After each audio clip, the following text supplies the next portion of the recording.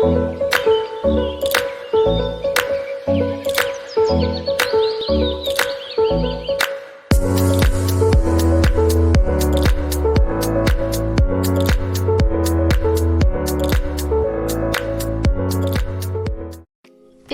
aujourd'hui je m'attaque à une vidéo que vous avez déjà dû voir beaucoup sur YouTube, c'est mon parcours équestre.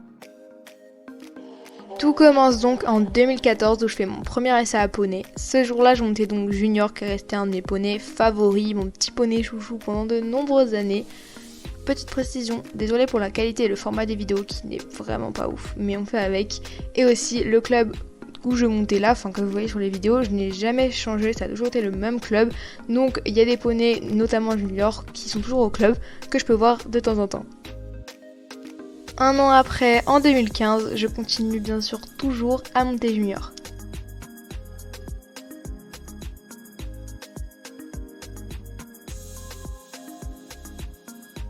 Toujours en 2015, je continue à progresser avec différents poneys, notamment Haribo que vous voyez actuellement à l'écran. C'est un poney dont j'avais assez peur, comme plusieurs personnes qui avaient peur de le monter en fait, parce que c'est vrai qu'il avait le cul assez léger, donc il avait tendance vraiment à donner beaucoup de coups de cul. Et un jour il m'avait donné un coup de cul et j'étais très fière de moi parce que j'étais restée sur lui alors que beaucoup de personnes étaient tombées. 2016, je continue bien sûr à monter Junior.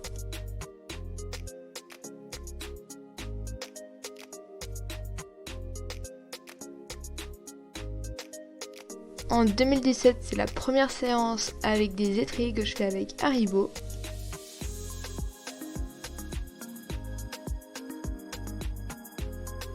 Fin 2018, c'est une étape un petit peu importante. C'est la première fois que je montais à double poney.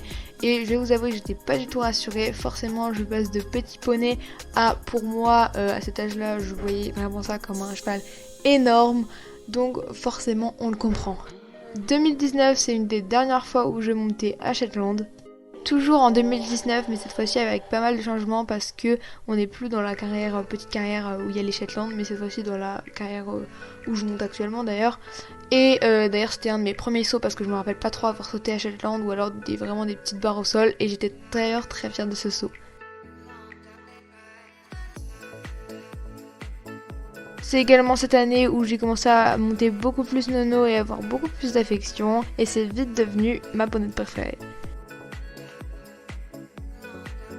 En 2020, il ne se passe rien de spécial à part le passage de mon galop 3 en octobre.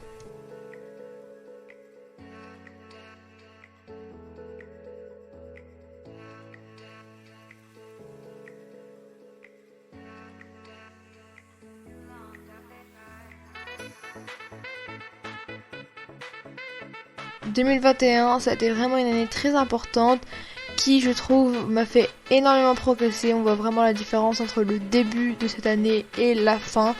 Par rapport à d'autres années, je trouve que c'est beaucoup plus flagrant. 2021, ça a été aussi ma première demi-pension. D'ailleurs, je vous en dis pas plus, mais normalement, les grandes vacances qui arrivent, il y aura sûrement une autre DP que je prendrai, mais de toute façon on verra ça et je vous en parlerai bien sûr si c'est le cas. Quand je vous dis que c'était une année clé où il y a eu pas mal de changements et beaucoup de nouvelles expériences, ça a été aussi mon premier concours interne que j'avais fait avec Nono.